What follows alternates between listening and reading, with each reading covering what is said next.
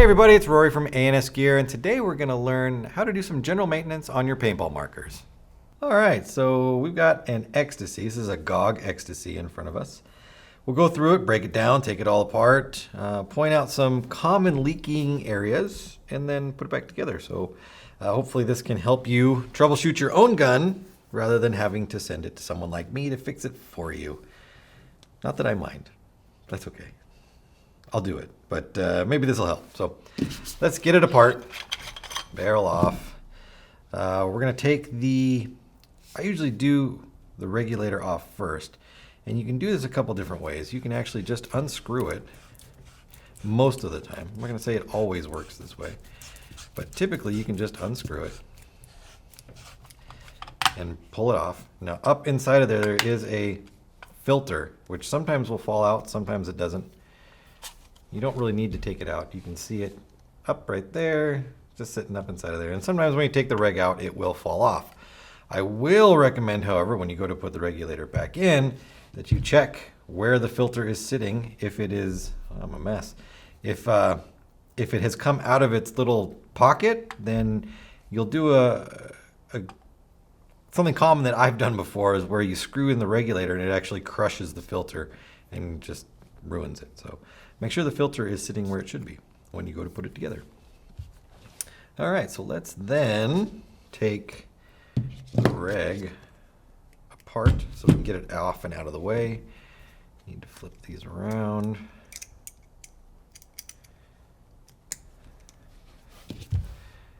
For this. Now snap rings, it's always good to keep your thumb over the top of them so that if it does shoot off, you don't lose it. So I'm going to just put that over to the side for now. This piece right here, it's threaded onto the stainless line, or this steel braided line, not stainless line. And this is Loctited into here, it's Loctited into here. So I'm not going to remove these two pieces off of the assembly here. Inside this, there is an O-ring at the bottom and an O-ring at this middle section here. And that's what seals up this and lets it swivel. So if you do have an issue with it leaking from this area, that is not the threaded side, check these two O-rings right here. They're going to be the culprits. Okie dokie. Let's go ahead and get the frame off. Nope. Nope. There we go. And I am going to remove the grips from both sides so it's easier to see. You do not need to. You would really only need to take it off of one side so that you could disconnect the battery. I'm going to do both. All right, so this would typically be the side you'd be working from. The battery would connect right here, power button's right up here. So we're going to remove it off of the gun itself, or the body.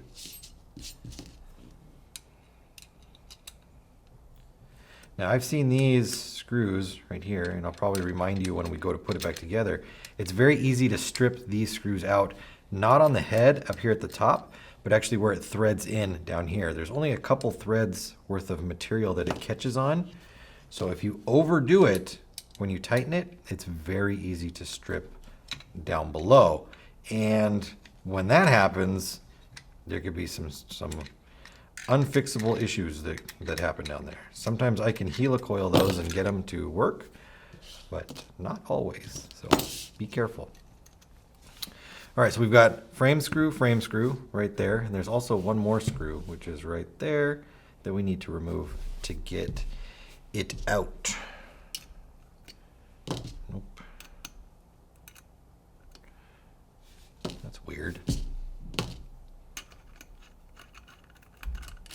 That one was loose. Loosey-goosey.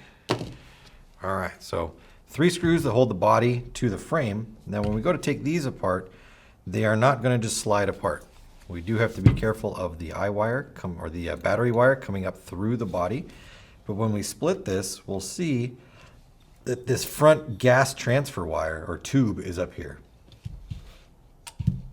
And it connects through a banjo at the front, right here. So we need to remove this one out before we can actually separate this up. So I find the easiest way to do that is to kind of separate it a little bit. You can see it right here.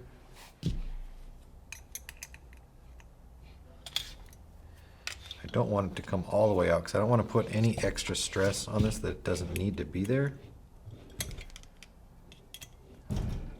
And they make these screw heads for these banjos a little shallow sometimes, so just be careful that you don't strip them out. Alright, so that came off. Now we can gently feed that up through the top and be done. One thing that also can happen is the power button that sits right here. I've seen these pop off. So this button that's right here, it's just a little plastic insert button that's right there. And these can fall out and roll away, and then you won't have a button to push this button right there. So make sure you don't lose that plastic button in there. Okay, from here, pretty straightforward breakdown from this point. We have two more screws, two more banjos that we're going to redo or undo, and so we can pull the board off. We've got our eye wires connecting to our board right here, and then we can pop the whole board off. Now this is an eXTCy with Blackheart board. It's pretty much the only way they come now. They used to come with just a standard board, and you could upgrade to the Blackheart board. But now it's just a standard board. And there's two versions of this board. There's, well, I don't say this board, there's two versions of the Solenoid now. There's the old version, which, if you see you've got these two brass pieces right here, if you don't see these brass pieces on there and you see just two screws without brass on it, two black screws going through the plastic solenoid right here, that's the old version. And they stopped using that one because the screws were cracking the housings of the solenoid. So if you have one of those, you can send it to me, or I can send you the replacement cap for that with the screw sets, which will keep that from happening. As you can see, this one's already been upgraded. Pretty much all of the ones we have now are upgraded by GoG, so you shouldn't have that problem. That's the easiest way to tell. If you have these brass caps on here, then you're good with the new version. If you don't, you have the old version. If it's working, don't worry about it. If it's leaking, then get it fixed, or get it switched, I should say. All right, so these two I've undone, and now I can lift this apart. But I just want to lift it to here. I don't want to pull on it because the eye wires are still here. And we want to get those eye wires disconnected from the board. So in order to do that, you need to, this banjo fitting right here, underneath,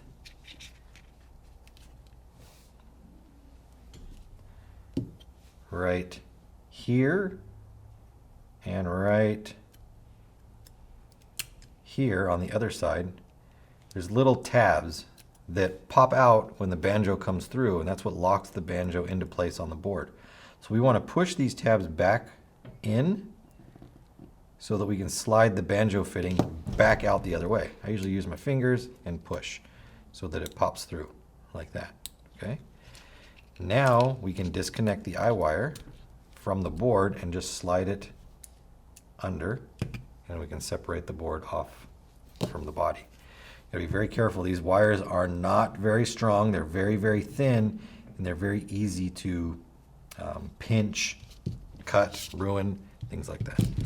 So here's our solenoid and our board. It's all one unit, really. You don't need to take it apart.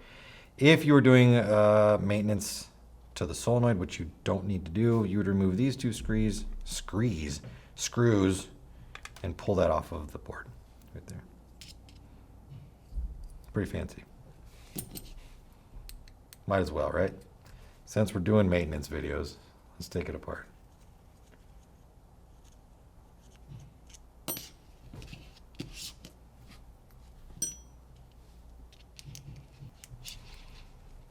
So we've removed the two screws from there and the two caps, the brass nuts, I guess you want to call them.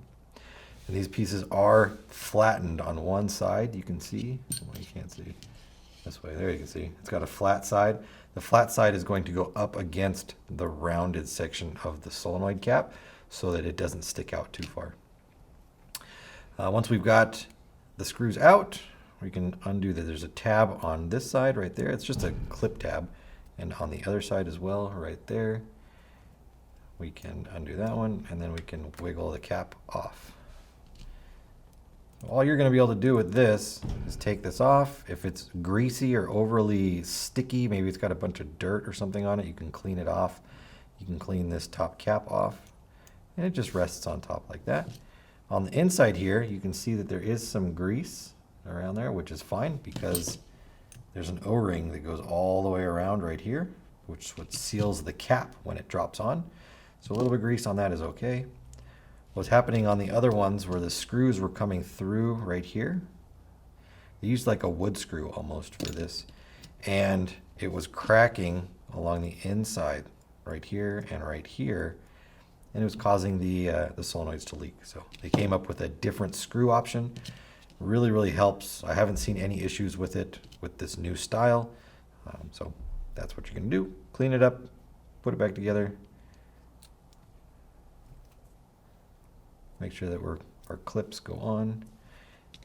Since we don't have any screws through there, the whole solenoid can actually come off the board. So be careful that you don't remove the solenoid from the board.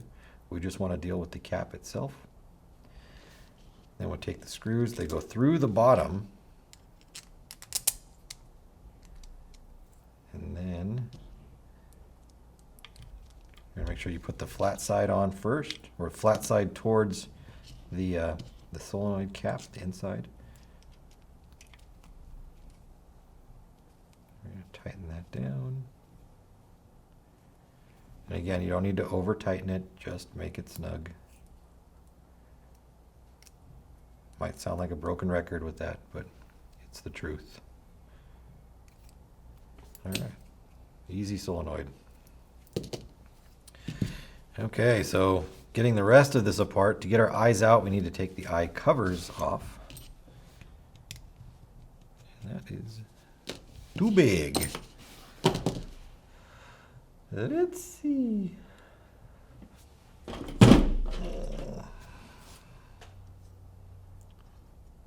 Try one of these. This might be too big also.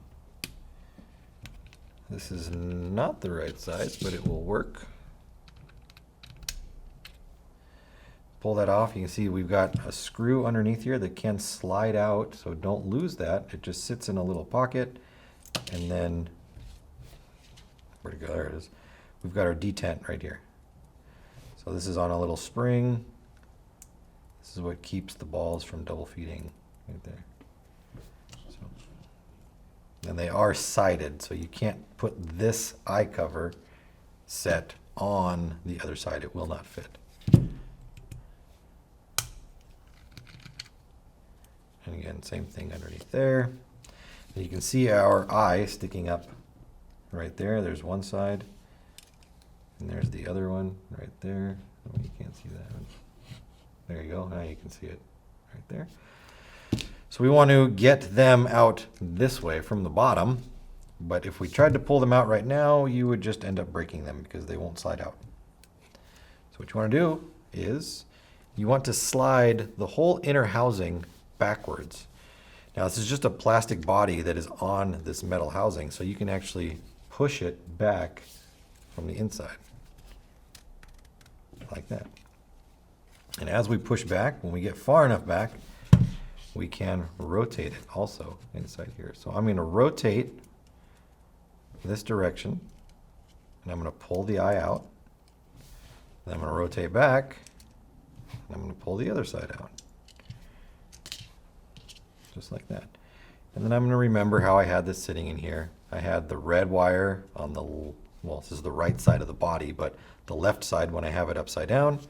And then the yellow-green I had on the right side, which is actually the left, when it's upside down. So I'm going to sit it right here just like that, so I know that this is the direction I had it, and that's the way I want my eyes on there. Then I can slide the housing apart, and basically I'm just left with the bolt inside here. I can unscrew it.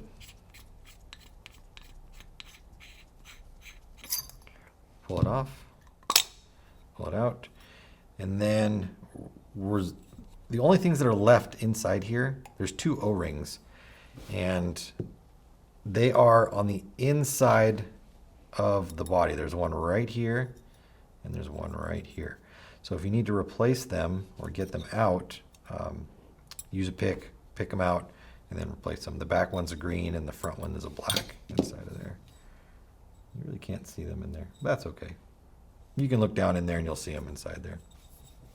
They help seal the breech when the bolt comes forward. But as far as just sitting there, I don't think they actually do anything. Oh, no, they seal the back. When the bolt's in the forward or the rear position like that, it helps seal the rear chamber. So many guns to go through these days. All right, so pull that off of there. There's 2 O-rings right here. If you have a leak from the back, check that, or check the tail O-ring on the bolt right there. The donut right here, well, it's not actually a donut, but it looks like a donut, and people call it a donut. It slides back and forth, which is fine. It can go either direction inside there. It can be like this. It can be like this. Doesn't matter. It's got an O-ring on the inside and one on the outside. When this chamber, so this is inside the gun like this. So this is filled with air inside here, and this is the air that is going to shoot the ball out when the bolt moves forward. So the bolt starts to travel forward like this. This doesn't go forward with it. The bolt travels inside of it. You can see that there's cuts in the bolt right here. There's little troughs cut out of there. So the air that's being stored in here, as this moves forward, we're going to pretend like this is on it, and this doesn't move, so the bolt moves only. So the bolt moves forward, and once it gets to this section, the air that is being held back here can escape underneath the trough and around here, and then come up the other side, go forward, and then into the bolt. There's a bunch of holes right there, and come out the other side. So that's how that works right there. It's actually the bolt itself right here is shaped slightly larger on this side so that it seals right here. And as the bolt moves forward, right here it's very loose, and then right here it lets the air out. So it helps move the bolt forward when it's a little bit looser, and then releases the air when it gets there. So it's a pretty simple design. You got an O-ring on here, which seals along the front breech when it's moving forward. So if you have a leak out the front of the gun, check this O-ring on the inside there, check the sail O-ring on here. This one at the front is just a bumper, so that when it comes all the way forward, it hits against it and doesn't damage anything. So that's an important O-ring on there. That's an important one inside of there, and that's an important one on the back side there. So those are all common problem O-rings, or O-rings that would cause an issue on the gun. So let's go ahead and put it back together. These guns are very easy to maintenance, just because they not too much going on them. All right, so let's break apart the regulator, and then we'll throw the gun back together. All right, regulator. So this reg has a built-in pressure relief valve on the inside of it, which means that if it overpressurizes, or if it feels like it's going to, it feels like it's, if you increase the reg pressure too high on it, it will bleed on purpose. It's meant to. But that bleed valve at the top, I see it have problems every once in a while where it just will leak no matter what. And if you turn the pressure down, it still leaks. But it is good to have. It is a safety, I don't want to say a safety thing. It's a preventative problem thing. So if you overpressurize the regulator and it bleeds, at least you're not driving all that pressure into the solenoid. And that hole is actually right here where it will bleed out of. So a lot of times this is on the gun and it is bleeding from here, and people assume that it's this O-ring at the top, which helps seal the regulator to the vertical ASA, which is part of the frame. And that's typically not the case at all.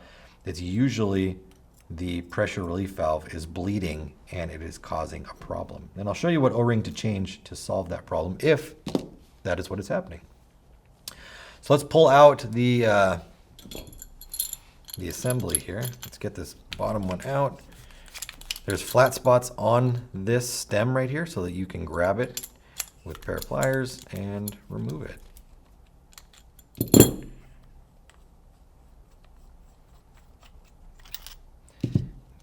out. Inside of here, you've got your reg adjuster. Now, I don't have on me up here a tool small enough to get that adjuster out.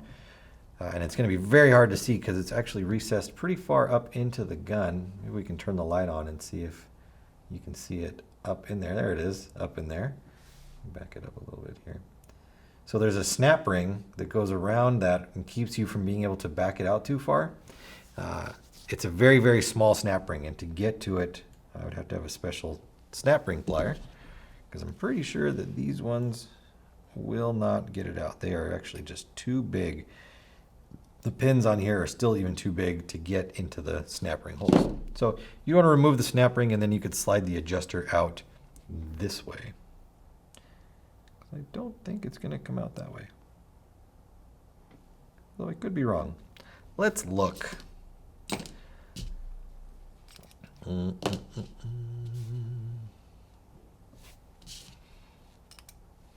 we go. Yeah, I can't come up any further than that. So you would need to back this out all the way down to get it to come out. Now remember that, oh, actually, you know what? These are reverse. Let's just see. No, still the same. Remember that most of all GoG guns, Smart Parts, GoG, DLX, they're all reverse. Their adjusters are reverse threaded. So when you would normally think you've got this in here and you go clockwise like this, that you would be threading into the piece, whatever it happens to be, you're actually threading it out. So turning clockwise, which pretty much on every other gun will reduce velocity, is actually increasing velocity on these guns. And you go opposite counterclockwise, which would be increasing on most guns, is decreasing on a Smart Parts gun or a GoG gun. So keep that in mind when you're doing any kind of work on this to make sure you're going the right direction. So that's that.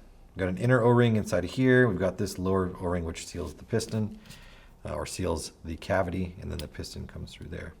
Reg seat on the piston. If your reg is overcharging, supercharging, not recharging, check that the seat on the piston is good, and check that the front of the adjuster that marries up against the reg seat is free of dirt and debris as well. If you have a leak from the side, from the hole on the side right there, check this O-ring on the top that it is good, that it isn't broken, dry, or damaged in any way, or chipped or cut, because that can happen. So that's the main workings of the regulator right there. But up in the top, let's see if you can see it. There it is. That's the pressure relief valve, or the overpressure relief valve. So let's take that out.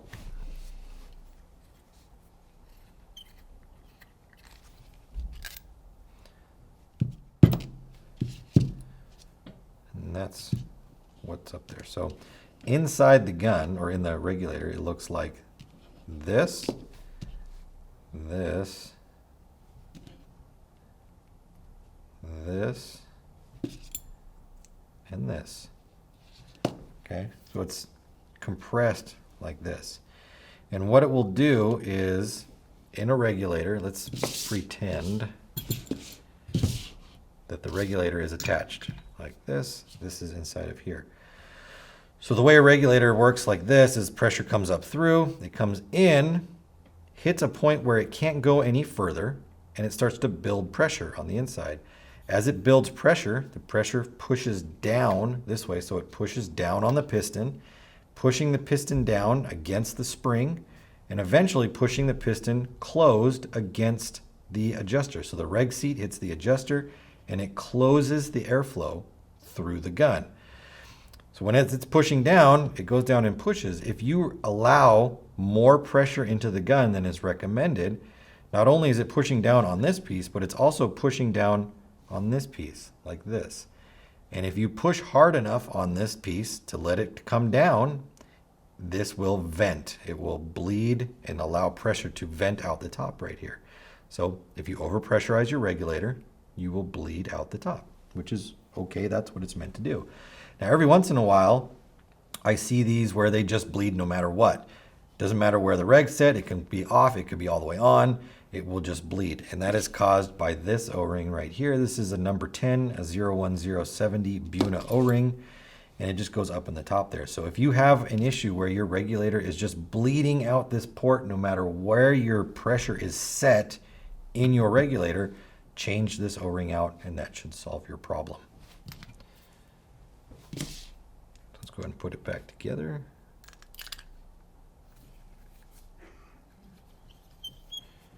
And then we will put the regulator back together.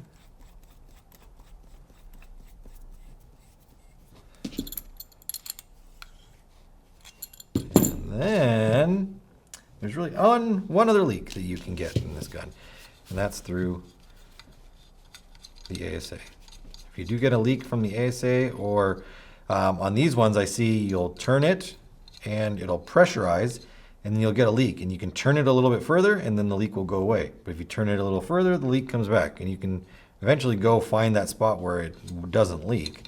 But that is caused by that O-ring right there.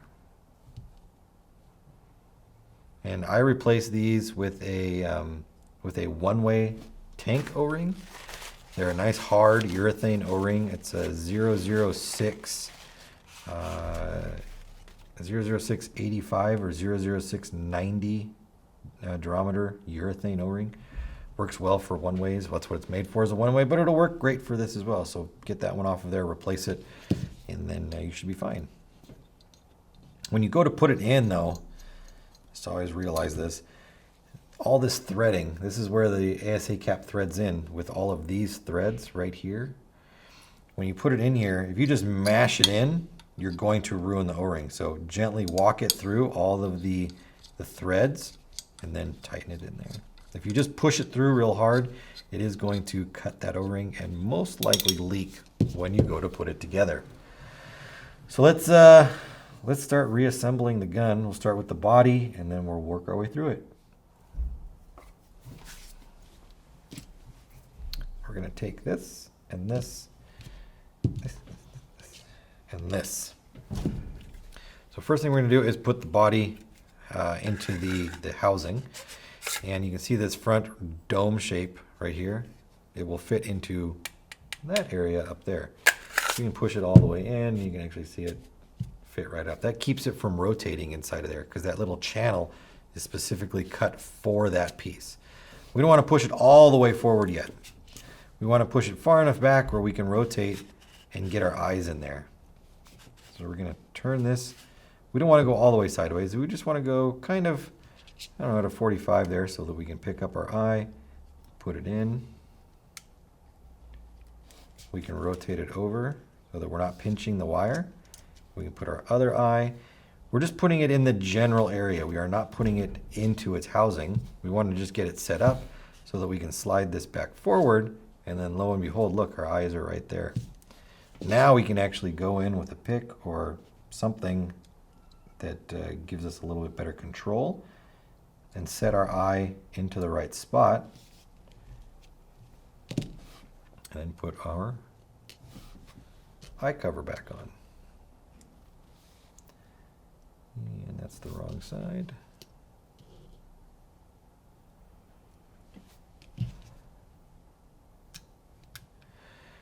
That screw loves to fall out when you go to put it back together, so just take your time. Make sure you get it on there right.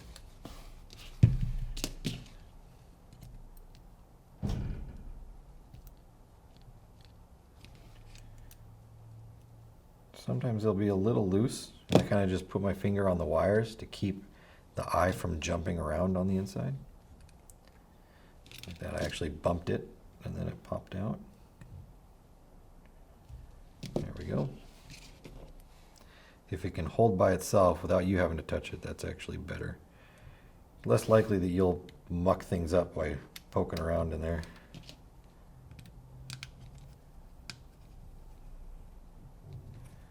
All right, now once I put my eyes in, I always reach inside and I feel the detents, or I put my covers back on, I should say, especially on these guns, to make sure that they're springing like they should. inside there. Every once in a while they'll just get stuck and jam and they won't want to move. You'll need to pull them out and redo it. All right, so back together. Covers are on. I-wire is set up to be reattached to the board. You're going to have a lot of excess wire that's kind of coiled up right here, which is okay. What you don't want to have, though, is this wire be over the top of this hole. This is where the middle frame screw, so the screw that comes through the frame right here, goes through and into here. Okay, so we want to make sure that the eye wires are clear of that hole so that when we go and put the screw through, we don't put the screw through the wires and damage all the wires, and then your eyes don't work. So tidy these up, kind of get them into this little pocket right here, and make sure that they're just safe from everything else. All right, so we're going to run this through. We haven't pushed this front banjo through yet. We have a clear path through. So we're going to lift that up, and then we're going to reattach it.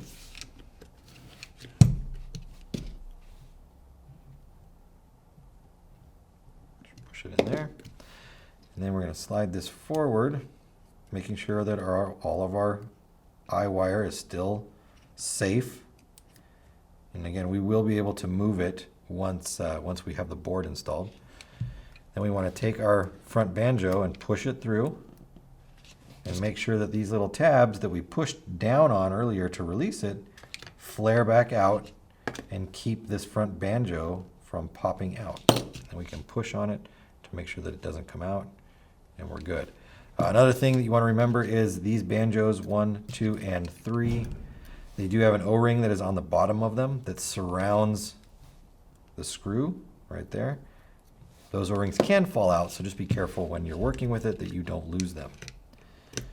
All right, so I'm going to set this up, and you can see my wiring up here is kind of a mess again. That's okay. As long as I don't crush it with this by getting it underneath the banjo and then putting it together like that, as long as it runs to the side, I'm okay. Tighten that down.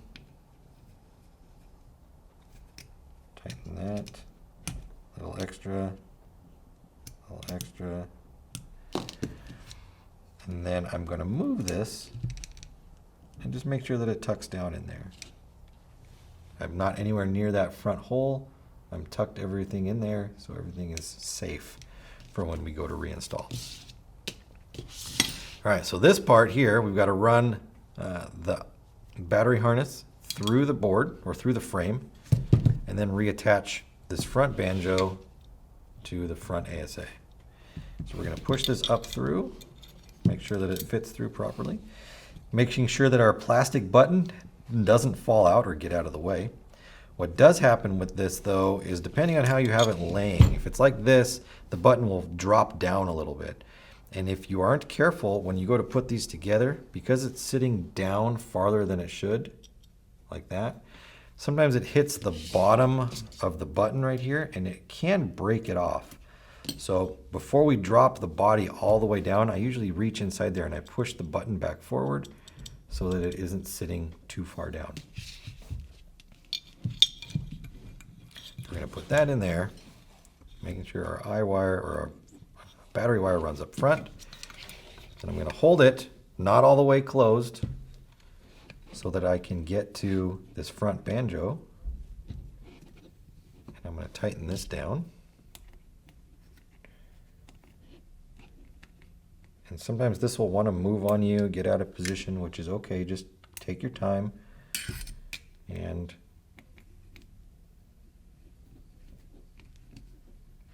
get it in there. And you can see that's going to sit down in there like that.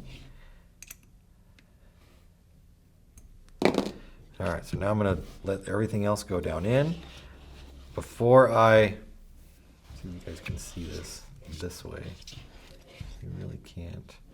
Before I drop this all the way down, I'm going to make sure that my button is forward. I'm going to do that by just pushing on it, making sure that it is all the way out that way. There we go. putting it down. If you can drop that down super simple like that, where it just comes together, you know you've got it right. If you feel it go clunk, then your button was probably too far down and then it slipped over the top. And if it doesn't go together at all, something's in the way. Be very careful and redo it. Now, I think I mentioned this earlier, but on these, be very careful on stripping them out in the bodies themselves. Just do a little snug and leave it at that.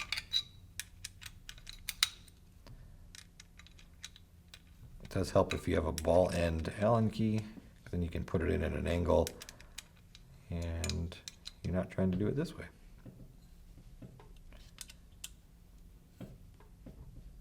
All right, and then last is this countersunk one. It's going to go up in the front right there.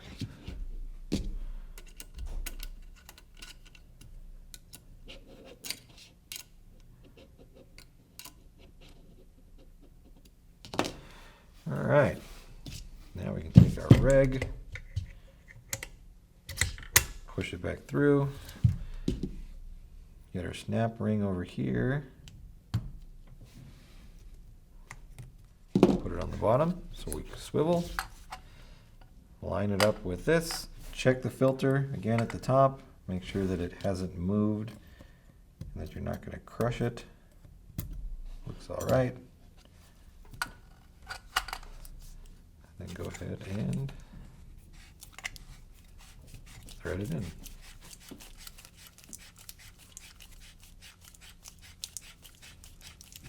All right, now we can take our grips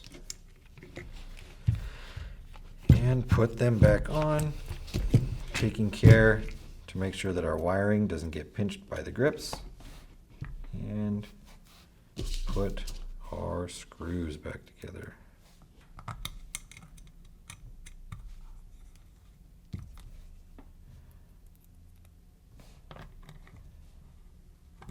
All right, back together, put the barrel in, you're all set. GoG eXTCy. Well guys, I hope this helps you out with any questions or concerns you have about your paintball gear or products. And as always, for all your paintball needs, shop ansgear.com.